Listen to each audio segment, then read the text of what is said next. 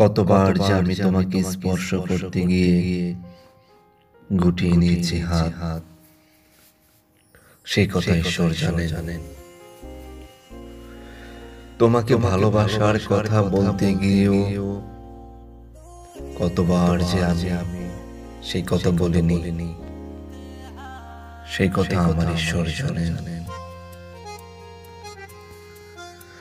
তোমার হাতের মৃদু কড়া নাড়া শব্দ শুনে জেগে উঠবার জন্য দরজার সঙ্গে চুম্বকের মতো আমি গেঁথে রেখেছিলাম আমার কর্ণযুগল।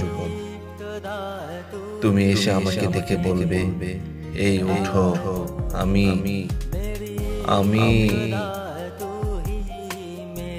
আর আমি একে শুনলাম।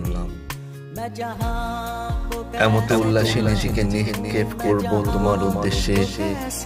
কতবার যে এরকম একটি দৃশ্যের কথা আমি মনে মনে কল্পনা করেছি, সেই কথা আমার ঈশ্বর জানে। আমার চুল পেকেছে তোমার জন্য, আমার গায়ে জ্বর এসেছে তোমার জন্য।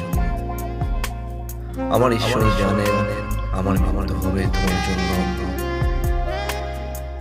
তারপর অনেক দিন পর একদিন তুমিও জানবে আমি জন্মেছিলাম তোমার জন্য, শুধু তোমার জন্য।